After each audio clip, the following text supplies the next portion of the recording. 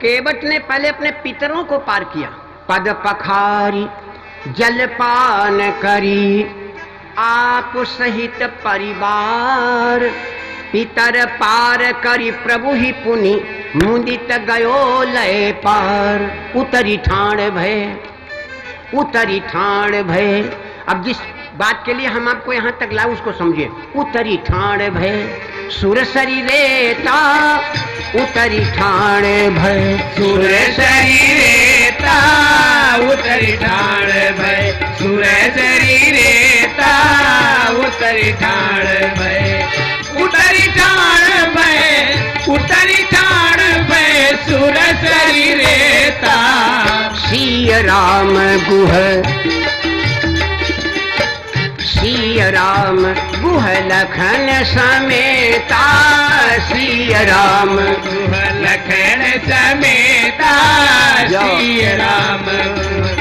उतरी ठाण भय, उतरी ठाण भय सुर शरीरेता, सिय राम गुह लखन समेता, सिय राम गुह लखन समेता, सिय राम। केवट उतरी दंडवती कीना, केवट उतरी दंडवती कीना, केवट उतरी, केवट उतरी दंडवती कीना। प्रभु ही सपूत याहई, प्रभु ही सपूत याहई नाय कछु दीना, प्रभु ही सपूत याहई नाय कछु दीना, प्रभु ही सपूत। केवट उतरी, केवट उतरी दंडवती कीना, प्रभु ही सपूत याहई नाय कछु दीना, प्रभु ही सपूत याहई नाय कछु दीना, प्रभु ही सपूत। कितनी बढ़िया बात है बहनों भाइयों। रामायण के बारे में बाबा जी लिख रहे हैं, हमें निज धर्म पर चलना सिखाती रोज रामायण। निज धर्म, यहाँ पर जितने भाई लोग बैठे हैं सबका धर्म अलग है, लिख लो। यहाँ पर जितने लोग बैठे हैं सबका धर्म अलग है। रामायण कहती हमें निज धर्म पर चलना सिखाती रोज रामायण। बारे रामायण की मर्यादा, एक सेकंड के लिए रामायण की मर्यादा समझ लो। राम रावण में 87 दिन युद्ध हुआ, लिख लिया करो काम आएगा। राम रावण में 87 दिन युद्ध हुआ, 15 दिन युद्ध बंद रहा, बारे मर्यादा। 15 दिन युद्ध बंद रहा, 72 दिन युद्ध, 72 दिन युद्ध हुआ, 72 दिन। लेकिन राम रावण में 18 दिन ही युद्ध हुआ। बड़ा समझने की बात है। राम रावण में 18 की गिनती बड़ा अच्छी लगी लोगों को ना। राम रावण में 18 दिन युद्ध हुआ। राम की सेना कितनी है? पदुम 18 यूथप बंदर। कितनी है? पदुम 18 यूथप बंदर। हालांकि पार्वती जी ने कहा भगवान शिव से महाराज राम जी की सेना कितनी है, तो भोले बाबा ने तो बड़ा अजीब बात कह दी। उन्होंने क्या कहा? भगवती बानर कटिक उमा मैं देखा,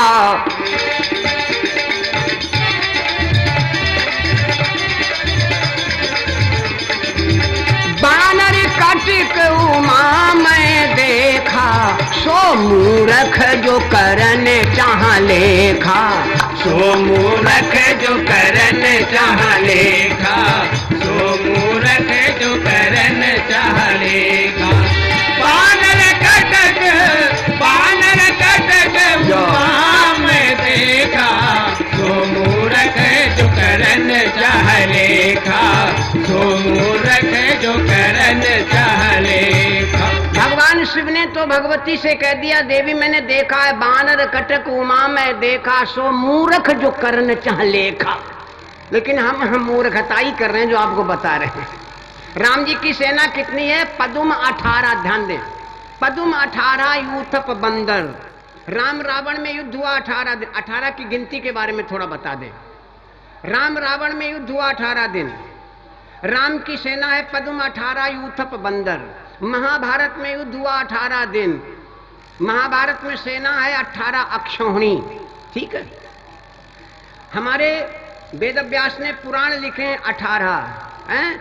और आगे परशुराम लक्ष्मण संवाद जो हुआ है वो है 18 दोहों में। परशुराम लक्ष्मण संवाद 18 दोहों में हुआ। एक और बात समझ लो, राम और सीता का मिलन हुआ है 18 दिन के बाद पुष्प वाटिका में। 18 दिन के बाद में पुष्प वाटिका में राम और सीता का मिलन हुआ। ये 18 की गिनती का बड़ा विशेष महत्व है। आगे आप लोग सुनेंगे, थोड़ा इस पर भी चर्चा होगी। खैर, मैं मर्यादा की बात कर रहा हूं, हमें निज धर्म पर चलना। यहाँ पर जितने लोग बैठे सबका धर्म अलग है। तो रामायण की बात कर, एक दिन राम जी ने रावण के रथ वगैरह सब काट दिए। रावण पैदल हो गया, ध्यान देंगे आप लोग, रावण पैदल हो गया। तो रावण पैदल जा रहा था तो राम जी ने कहा पहले रथ ले आवो तब लड़ो आकर के। कि किसी बानर ने एक पत्थर भी नहीं मारा कि यही है रावण, मार डालो। किसी बानर ने पत्थर भी नहीं मारा, रावण पैदल चला गया। और महाभारत में क्या हुआ? भीष्म पितामह को मारने के लिए शिखंडी खड़ा कर दिया गया, उन्होंने धनुष बाण रख दिया। और बताएं, द्रोणाचार्य को मारने के लिए उनके पुत्र के शोक सुना दिया गया और वो भगवान का भजन करने लगे। इसी बीच में अर्जुन ने उनका वध कर दिया। नंबर 2। नंबर 3 बेचारा अभिमन्यु 7 महारथियों ने अकेले निहत्थे मार दिया। नंबर 4 बहुत कहानियां हैं। नंबर 4 कर्ण अपना रथ का पहिया निकाल रहा था, बेचारे को मार दिया गया। नंबर 5 द्रौपदी के 5 बेटा सो रहे थे, सोते सोते शीश काट लिए गए। जयकारा लगा, बोलो वृंदावन बिहारी लाल की, बोलो सियावर रामचंद्र की। हमें निज धर्म पर चलना सिखाती रोज रामायण। यहाँ जितने लोग बैठे हो सबका धर्म एक है, बोलो सबका धर्म एक है ना, सबका धर्म अलग है। आप कहोगे नहीं हम तो हिंदू धर्म के हैं भाई, हम तो राम कथा सुन रहे, हम तो सब हिंदू। ना, सबका धर्म अलग है। कैसे भैया? जो धर्म बाप का है क्या वही धर्म बेटे का भी है? बोलो। बाप का धर्म अलग है, बेटे का धर्म अलग है, बहू का धर्म अलग है और सास का धर्म अलग है। सबका धर्म अलग है। लेकिन आजकल जो सास बहू का चक्कर चल रहा था, हमने आपको बताया अभी पीछे, एक भजन याद आ गया और सुना दें।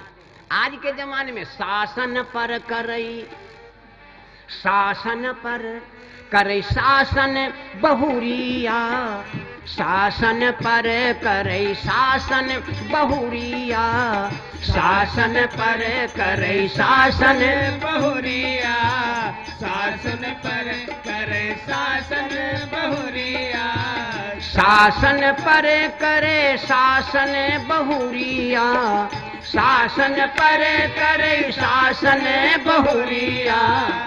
धरई ताले मां, धरई ताखे मां अनुशासन बहुरिया, ताखे मां अनुशासन बहुरिया, ताखे मां अनुशासन बहुरिया, शासन पर करे शासन बहुरिया, शासन पर करे शासन बहुरिया। सास बिचारी फिरे दौरी दौरी, सास बिचारी फिरे दौड़े दौड़े, सास बिचारी फिरे दौरी दौरी। नाश्ता में पावैन चाय पकौड़ी, नाश्ता में पावैन चाय पकौड़े, नाश्ता में पावे ना चाय पकौड़े। धरई ताला मां, धरई ताला मां सबु रासन बहुरिया, ताला मां सबु रासन बहुरिया, ताला मां सब रासन बहुरिया, शासन पर करे शासन बहुरिया, शासन पर करे शासन बहुरिया। अपना खावे रबड़ी मलाई, अपना खावे बहुए रबड़ी मलाई, अपना खावे रबड़ी मलाई। सासु का देवे गुड़ और लाई, सासु का देवे गुड़ और लाई। एक मिनट, इनमें कोई ऐसी बहू है जो अपना रबड़ी मलाई खाती है और सास को लाई और गुड़ देती है कोई ऐसी बहू? अगर है तो कोई हाथ उठावे। इनमा एक नहीं है, इनमा एक नहीं है हजारन बहुरियां, एक नहीं है हजारन बहुरियां, एक नहीं है हजारन बहुरिया शासन पर करे शासन, बहुरिया शासन पर करे शासन बहुरिया। बोलो सच्चिदानंद भगवान की। जय। क्या चर्चा हो रही थी? मैं तो ये बतला रहा था, जिस समय भगवान पार हो गए जिसमें गंगा, तो अब भगवान के मन में विचार है, जब केवट ने प्रणाम किया, केवट उतरी दंडवत कीना, प्रभु ही सकुच यह नाई कछु दीना, तो पियहिय कीसिय जानन हारी। वाह, हमें निज धर्म पर चलना सिखाती रोज रामायण। पति का धर्म अलग है, पत्नी का धर्म अलग है, बेटे का धर्म अलग है, बाप का धर्म अलग है, पुत्री का धर्म अलग है, पिता का धर्म अलग है, सबका धर्म अलग है। और ये कौन बताता? हमें निज धर्म पर चलना सिखाती रोज रामायण, हमें निज धर्म पर चलना सिखाती रोज रामायण, हमें निज धर्म पर चलना सिखाती रोज रामायण, हमें निज धर्म पर चलना सिखाती रोज रामायण, हमें निज धर्म पर चलना सिखाती रोज रामायण।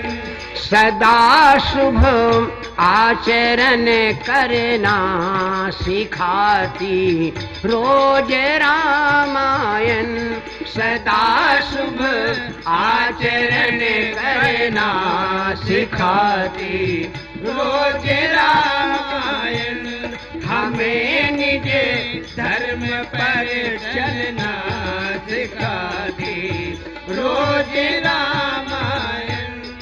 जिन्हें संसार सागर से उतर कर पार जाना है, जिन्हें संसार सागर से उतर कर पार जाना है, उन्हें सुख से किनारे पर, उन्हें सुख से किनारे पर लगाती रोज रामायण, उन्हें सुख से किनारे पर लगाती रोज रामायण, हमें निज धर्म पर चलना सिखाती रोज रामायण। सबका धर्म अलग है और वो हमको रामायण सिखाती है। बहनों, पत्नी कैसी हो, देवी कैसी हो, जो अपने मनई के मन की बात जाने।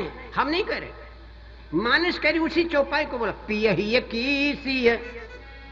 भगवान ने सोचा मैंने इसको कोई उतराई नहीं दी, तो पियहिय कीसी जानन हारी, मणिमुंदरी मन मुंदित उतारी, पियहिय कीसिय जानन हारी, मणिमुंदरी मन मुदित उतारी, पियहिय कीसिय जानन हारी, मणिमुंदरी मन मुदित उतारी। अब देखिए, कहू कृपाल लेहू उतराई, केवट चरण गहे अकुलाई।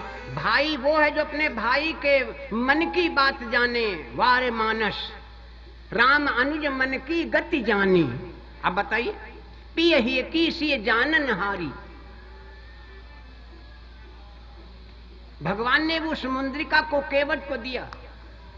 कहू कृपाल लेहु उतराई, केवट चरण गहे अकुलाई। पैरों में गिर गया, बोले महाराज आजू नाथ मैं काहन पावा। अरे जिंदगी भर ये मजदूरी की, लेकिन कुछ मिल ही नहीं पाया। जो कुछ मिला तो आज ही तो मिला। आजू नाथ मैं काहन पावा, आज मैंने क्या नहीं पाया महाराज, इसलिए मुझे कुछ नहीं लेना है, इसलिए मुझे कुछ नहीं लेना। भगवान ने कहा नहीं ले लो, उनका ना ना ना। अब देखिए, बहुत कीन हठ लखन प्रभु, तीनों प्राणियों ने बहुत कोशिश की कि केवट कुछ ले, भार उतर जाए, लेकिन केवट ने कुछ नहीं लिया और भगवान के ऊपर कर्जा चढ़ा दिया। कर्जा कर्जा वाह भाई। बहुत कीन हठ लखन प्रभु नहीं कछु, बहुत कीन सिय लखन प्रभु नहीं कछु केवट ले। विदा कीन करुणायतन भगति विमल बर दे। अरे लोग भक्ति मांगते हैं और नहीं मिलती है, और केवट को बगैर मांगे दे डाली, और उसको कर्जी भी, राम जी को कर्जी भी बना लिया। उसने क्या कहा, फिरती बार मोहि जो देवा, लौटत बार में जो तुम दियो वह हम रहने। फिरती कर्जी बना दिया। फिरती बार मोहि जो देवा, सो कृपाल मैं सिर धरि लेवा। अब देखिए, तो मैं ये बतला रहा था कि लोग भक्ति मांगते हैं और भगवान अपनी भक्ति देते नहीं। कागभूषण जी भी यही कहते हैं, सब सुख खान देन कहा कही, पर भगति आपनी देन न कही। राम जी सब सुख दे देते लेकिन अपनी भक्ति नहीं देते। लेकिन आज भगवान ने केवट को बगैर मांगे दे डाली। बहुत कीन सिय लखन प्रभु नहीं कछु केवट ले, विदा कीन करुणायतन भगति विमल बर दे। अरे वो विमल भक्ति दे डाली मेरे प्रभु ने। मैं आपको ये बतला रहा था कि भक्ति जिसको पाने के लिए लोग बड़े बड़े उपाय करते हैं, और उसी भक्ति को आप लोग यहाँ बैठे पा रहे हो। एक उदाहरण दे दें, समझ में आ जाएगा। उसी भक्ति को पाने के लिए आप यहाँ बैठे हैं। अगला प्रसंग आप अरण्य कांड से सुनेंगे। उसमें भी उसने कुछ नहीं मांगा और भगवान ने अपनी भक्ति लुटा दी। क्या कारण है कि भगवान ने अपनी उसको भी भक्ति लुटा दी? आइए, हमको कुछ नहीं मिला, यहाँ पर बैठे हमको क्या प्राप्त हो रहा है? अगर विचार करें, अगर कुछ भी नहीं मिल रहा है तो भी एक चीज जो मिल रही वो कितनी सस्ती और कितनी कीमती है। उदाहरण हम आपको दे दें। नाम आप लोगों ने सुना होगा, एक मुसलमान फकीर का नाम निजामुद्दीन औलिया। निजामुद्दीन औलिया, दिल्ली में मजार बनी है, स्टेशन भी है शायद दिल्ली में। भैया आप बताइए, निजामुद्दीन के पास में बहनों बेटियों एक बड़ा दरिद्र गया। बोला बाबा मेरी बेटी कुंवारी है, मैं बहुत गरीब हूँ, मुझे दुआ दे दो मेरी बेटी की शादी हो जाए। एक बात मैं निवेदन कर दूं, किसी संत महापुरुष के पास जाओ तो कुछ मत मांगो ना। मांगोगे अगर एक चीज मांगोगे तो वही मिलेगी। क्या मांगे फिर? केवल आशीर्वाद मांगो, केवल आशीर्वाद। अगर आशीर्वाद मांग लिया तो दुनिया की सारी चीज उसी में समाहित है, और अगर एक चीज मांगी तो वही मिलेगी। इसलिए संत महापुरुष के पास जाना, भगवान के पास जाना तो केवल आशीर्वाद मांगना। प्रभु मुझे अपना आशीर्वाद दे दीजिए, बस उसमें सब कुछ है।